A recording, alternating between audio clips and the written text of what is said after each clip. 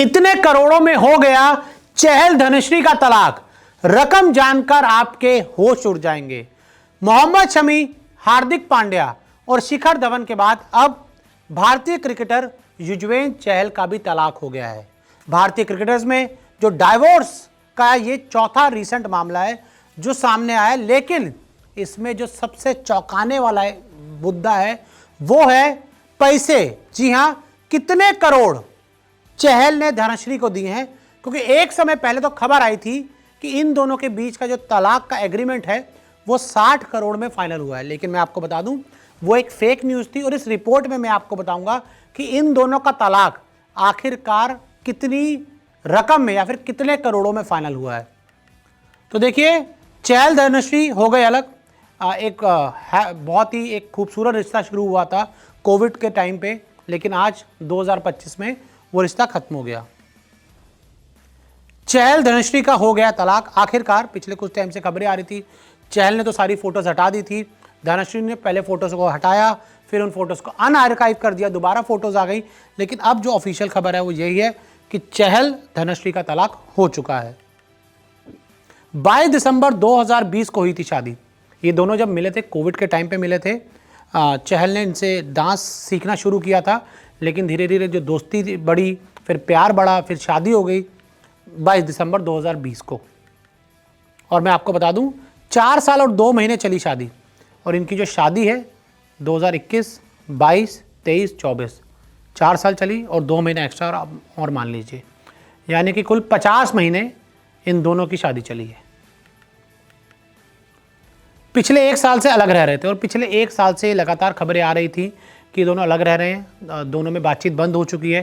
और अभी कुछ टाइम पहले खबर आ गई थी दोनों ने एक दूसरे को अनफॉलो कर दिया है।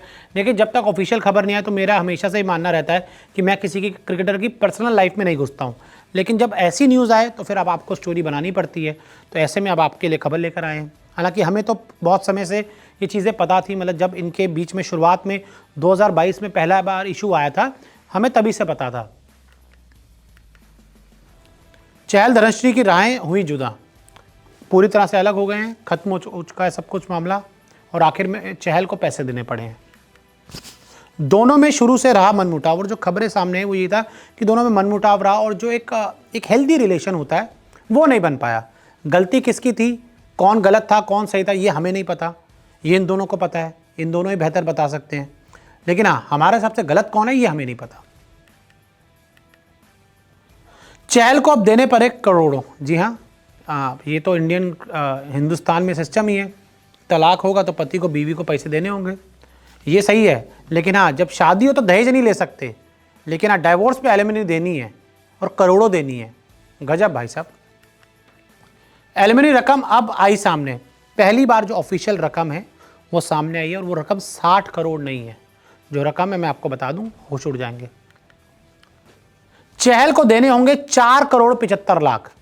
5 करोड़ से 25 लाख कम, 4 करोड़ 75 लाख चहल को ऑफिशियल देने होंगे धनश्री को, जो इन दोनों के बीच कॉम्प्रोमाइज़ हुआ है। देखिए, एक कोई आम आदमी अपने पूरे जीवन भर में 1 करोड़ रुपया नहीं कमा पाता, लेकिन आज चहल को धनश्री को डाइवोर्स के लिए तकरीबन 5 करोड़ रुपया देने पड़ रहे हैं। और उसके अलावा भी जो कि इतने साल मतलब आप शॉपिंग करते हैं, गोल्ड खरीदते हैं, सब कुछ होते हैं, तो वो भी इन्हीं के पास होगा, धनश्री जी के पास, तो वो भी इन्हीं के पास ऑटोमेटिकली चला जाएगा, और बाकी ऊपर से 5 करोड़ रुपया चहल का और जाएगा।